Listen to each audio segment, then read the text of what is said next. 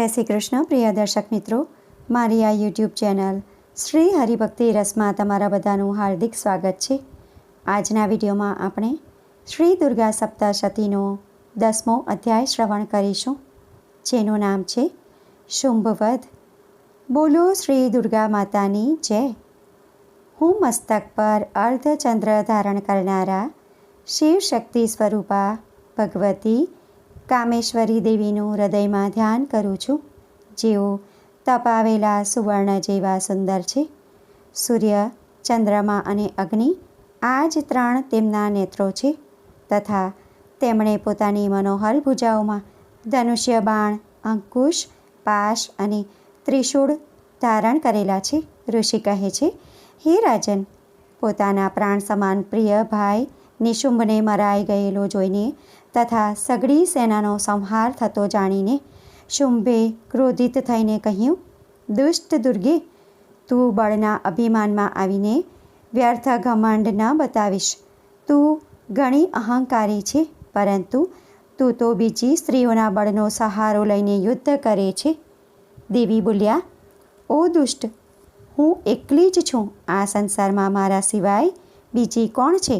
જો આ બધી મારી જ વિભૂતિઓ છે, તેથી મારામાં જ પ્રવેશ કરી રહી છે.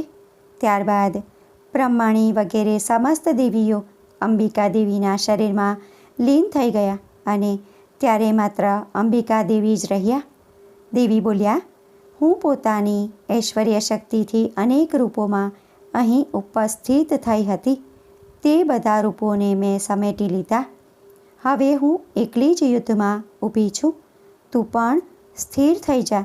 ઋષિ કહે છે, ત્યારબાદ દેવી અને શુંભ બંને વચ્ચે બધા દેવતાઓના તથા દાનવોના દેખતા જ ભયંકર યુદ્ધ છેડાઈ ગયું.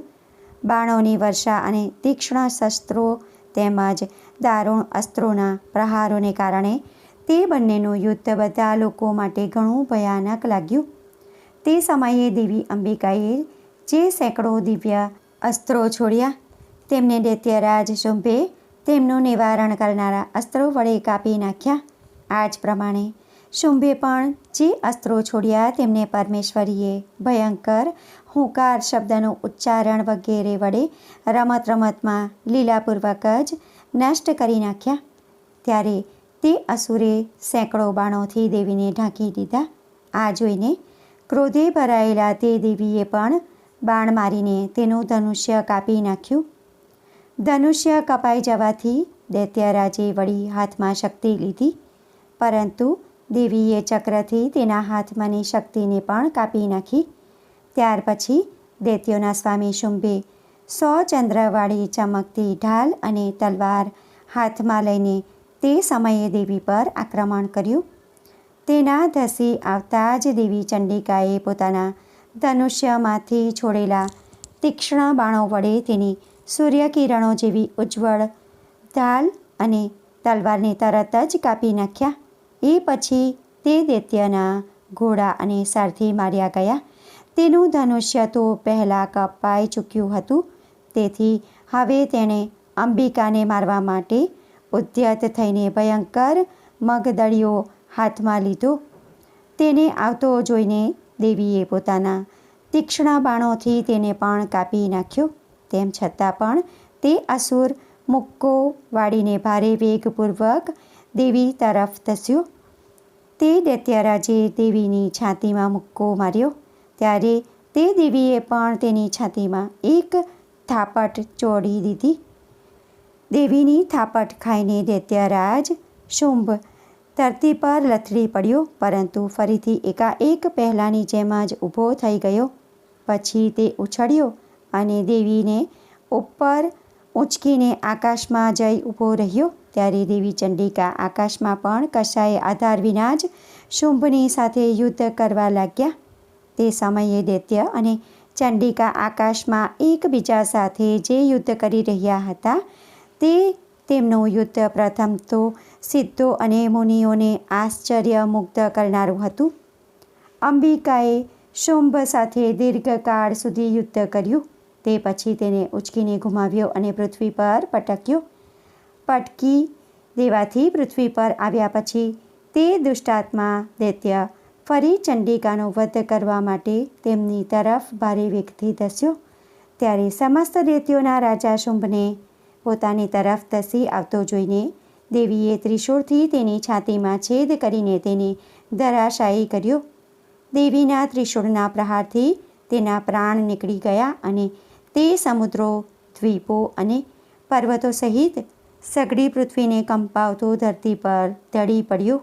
ત્યારબાદ તે દુરાત્માના માર્યા જવાથી સમસ્ત જગત પ્રસન્ન અને સંપૂર્ણ સ્વસ્થ થઈ ગયું તથા આકાશ પણ સ્વચ્છ દેખાવા લાગ્યું.